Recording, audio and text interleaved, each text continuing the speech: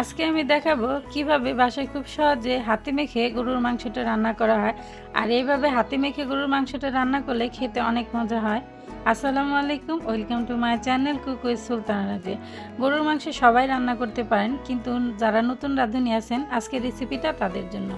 আর এই রেসিপিটা ফলো করে খুব সহজে আপনারা বাসায় গরুর মাংসটা রান্না করে নিতে পারেন। এখানে আমি 1 কেজি গরুর মাংস নিয়েছি, 1.5 কাপ পেঁয়াজ কুচি নিয়েছি, 6 থেকে 7টা কাঁচামরিচ ফালি নিয়েছি, 1 চামচ আদা বাটা, 1 চামচ রসুন বাটা, 1 চামচ লবণ আর 2-4 চামচ মরিচের গুঁড়া, 1 চামচ ধনিয়ার গুঁড়া, জিরার গুঁড়া আর হলুদের গুঁড়া। মরিচের গুঁড়াটা একটু বেশি দেওয়া কারণ হচ্ছে গরুর মাংসতে একটু ঝাল হলে খেতে বেশি মজা হয়।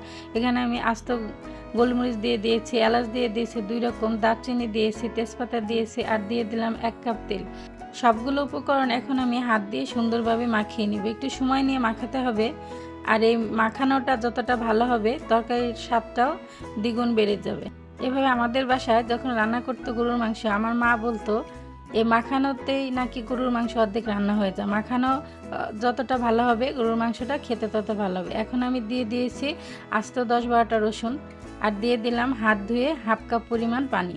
এখন ঢাকনা দিয়ে ঢেকে আমি 15-20 মিনিটের মতো রান্না করে নেব। 15-20 মিনিট রান্না করার পরে এভাবে পেঁয়াজটা গলে গিয়েছে। এর মধ্যে আবার আমি ঢাকনা খুলে 2-3 বার নেড়ে চেড়ে দিয়েছিলাম।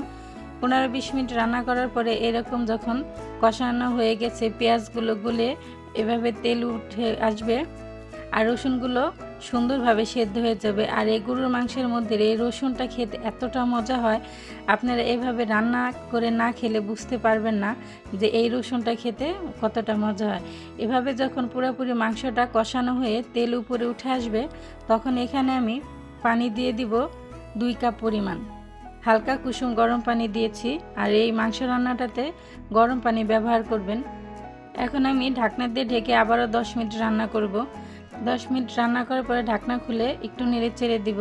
এখন আর আমি ঢাকবো না, এই খোলা অবস্থায় আরও 10 মিনিটের মতো রান্না করব, যতক্ষণ না এভাবে কষে তেল উঠে না আসে। 10 মিনিট রান্না করার পরে আমার মাংস রান্নাটা শেষ। দেখেন কি সুন্দর হয়েছে, কালারটা দেখতে অনেক লোভনীয় লাগতেছে আর খেতেও মাশাআল্লাহ অনেক মজা হয়েছিল। আর রসুনগুলা তো খেতে মাশাআল্লাহ কি বলবো, না রান্না করে খেলে আপনারা বুঝতে পারবেন না। এখন আমি একটা হাঁড়িতে সার্ভ করে নিচ্ছি। আমার এই সহজ রেসিপিটা যদি আপনাদের ভালো লেগে থাকে, আমার চ্যানেলটা সাবস্ক্রাইব করে দেবেন, লাইক কমেন্ট শেয়ার করে পাশে থাকবেন। আমার ফেসবুক পেজটাকেও ফলো করে দিবেন। আবার আসবো নতুন কোনো রেসিপি নিয়ে। ততক্ষণে সবাই ভালো থাকবেন, আমার জন্য দোয়া করবেন।